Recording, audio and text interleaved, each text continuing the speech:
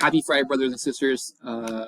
Welcome to a new semester of seminary. Thank you for taking on the challenge and the wonderful calling of teaching seminary and helping your students deepen their conversion to Jesus Christ and reap the blessings that come from doing that.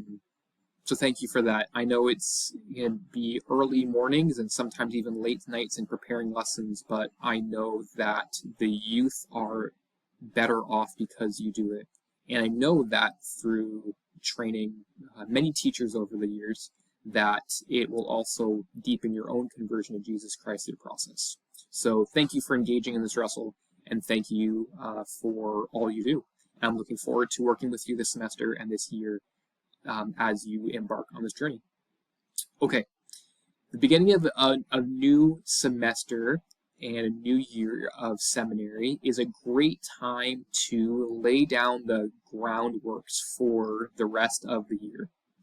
From my experience, if I don't get the first couple weeks right in establishing expectations and routines, it's messy. But if I do spend the first few lessons or first few weeks getting that routine down and the expectations down, it pays dividends for the rest of the year. So what does that look like? Let me introduce you to the pacing guide. Hopefully you guys have all seen this before, but this is the pacing guide, and I'll just give you a kind of brief overview. Left-hand side is the date or the week that you'll be teaching. This is the overview lesson, the beginning of each week. There's an overview of what lessons you will expect in the given week for Come Follow Me and for seminary, and it gives you an overview of what those lessons are, the principles they teach, and maybe even some suggestions if you're teaching on Zoom. Over here gives you kind of a hyperlink. It's just simply a hyperlink to the lessons themselves, and so if you click on them, it'll open up with the teacher manual for you. Right-hand side are PowerPoint presentations I've made for you. They are simple, they are basic, they are just cut and paste from the manual. I include the videos if they have any. You can plug and play, you can jazz them up, or you can ignore them. It doesn't matter, but they're here to hopefully save you some time. So if you want to use PowerPoints, feel free to use those. So that's a pacing guide. You'll notice, though, that I've included first week before next week's lessons. If you go to the teacher manual, which is right here, at the beginning of the teacher manual, there is a page called Book of Mormon Introductory Materials. And it gives 5 different lessons that are good at setting the pace and setting the expectations and establishing routines for seminary. The Plan of Salvation lesson is an overview of the Plan of Salvation, which I think most of your students are probably familiar with, but it is the groundworks for all our gospel teaching.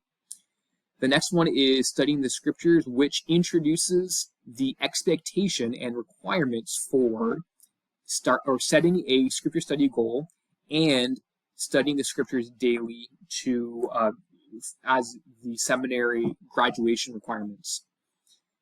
The Book of Mormon, Learning by the Spirit, talks about the role of the Holy Ghost in gospel learning. The Book of Mormon, Learning by Faith, the role of the learner, talks about the expectations for seminary and kind of has them explain what they want out of seminary and what they need to do in order to accomplish that. And then finally, Acquiring Spiritual Knowledge, Part 1, is an overview of the Acquiring Spiritual Knowledge process, the 3 steps process, and with an emphasis on the first one.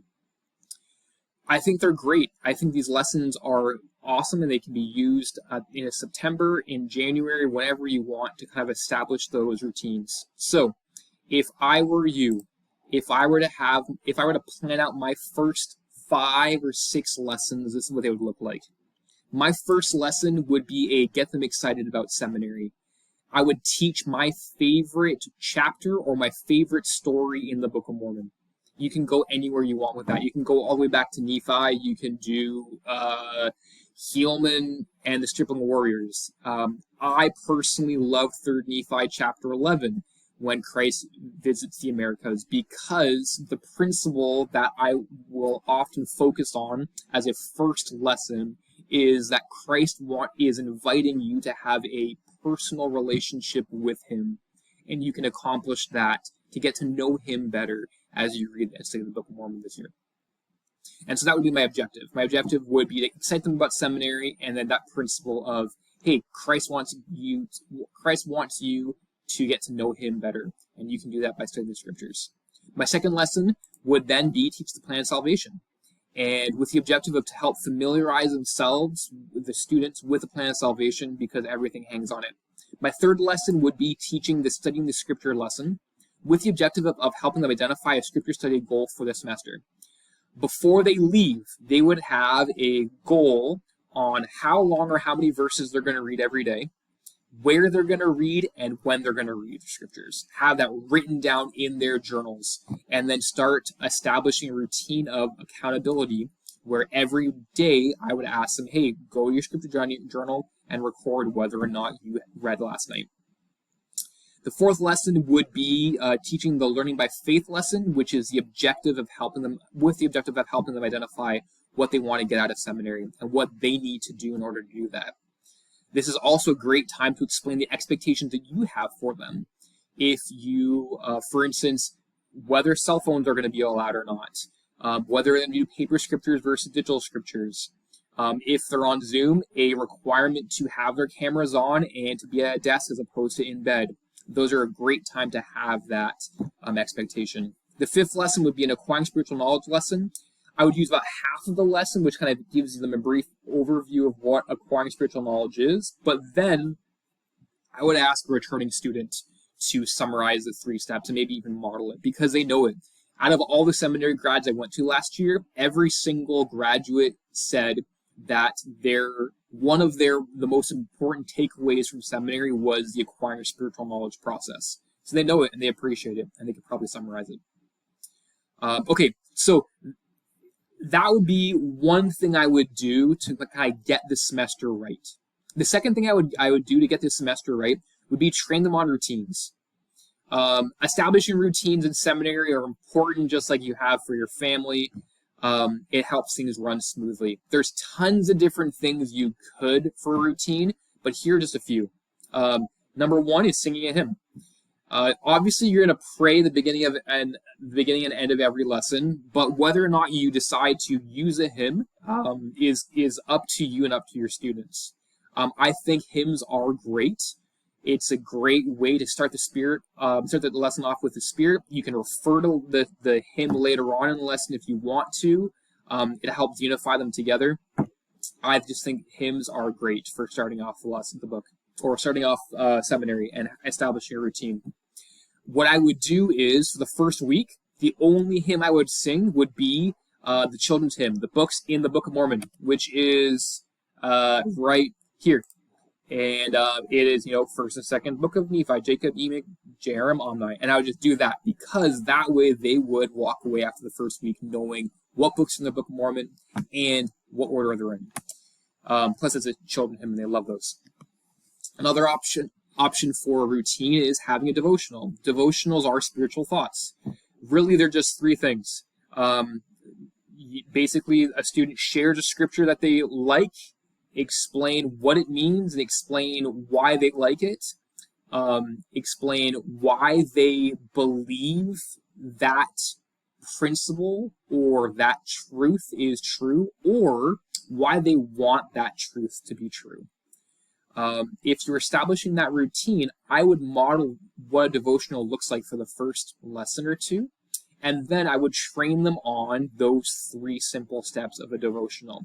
And then, from that point on, you could have a chart that organizes it, who's doing it what day. You could have a class officer or class president be responsible for doling out who does it when. It's totally up to you. Or you don't do devotional, but I would recommend that in terms of a routine. Another highly effective routine is to read a doctrinal mastery verse 3 times out loud. Choral reading and repetition is a great way to memorize things, and doctrinal mastery is a great program within seminary that helps students memorize the doctrinal scriptures, but also understand the doctrine behind them. And just reading that 3 times each day is just a simple way to start the class off and to have that familiar by the end of the year. Also, to have them mark their reading. Like we said, you know what, reading daily is a requirement for seminary, and they have to keep track of that. And so having a routine of after a hymn or after prayer or after a devotional, just having your students open up their journals and record whether or not they read last night, it's a simple routine they can do. So that's number 2. The second thing I would recommend to have to start seminary off right this semester. The last thing I would do, and if you are a returning teacher, you probably heard me talk about this over and over again, it's train them on how to mark their scriptures. A lot of your students haven't read the scriptures before, let alone know how to study them properly. Seminary, by nature of the manual and what they do in seminary, is a great way to help train them on studying their scriptures. However, or in relation with that, marking their scriptures is an important and essential scripture study skill. I think it's one of the most important things because it keeps them awake, it keeps them engaged, and it gives them evidence that they actually did something that day because they have tangible proof because they wrote it down. Some simple things you can do or simple habits you can establish with marking your scriptures is underlining or highlighting key words or phrases that stand out to them, circling names and titles of Jesus Christ, annotating, which means writing in their margins, or making a note, truths they identify in the lesson. And often those are the bolded statements you have in the manual. So when when they identify those bolded statements each lesson, I would have them write that statement in their scriptures, either in their margins or creating a new note if they're doing digital.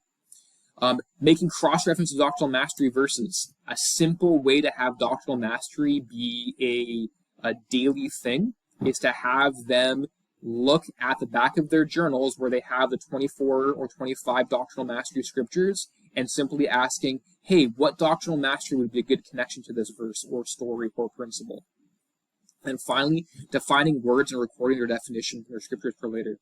Those are, keeping track of those words that we aren't familiar with helps them understand what's being said and makes it a lot more clear for them to identify principles and truths in the scriptures. So those are 3 simple things I would do. So number 1, as opposed to jumping into the pacing guide right away, I would kind of plan out my first few lessons and really focusing on the fundamentals, which is, getting them excited, talk about the plan of salvation, talking about the importance of studying the scriptures and establishing that goal, and talking about expectations, then doing acquire spiritual knowledge, an overview, and then finally jumping into the pacing guide. The second thing is to train them on routines. You determine what those routines are, but having those routines in seminaries would make your life a lot better. And then finally, train them on how to mark their scriptures. You're going to want to tell them when and how to mark their scriptures for their first few weeks. But if you do that, in September and maybe even October, by November and December, and even to the next semester, it'll pay dividends. And they'll be marking their scriptures and identifying truths on their own because you paid the price at the beginning.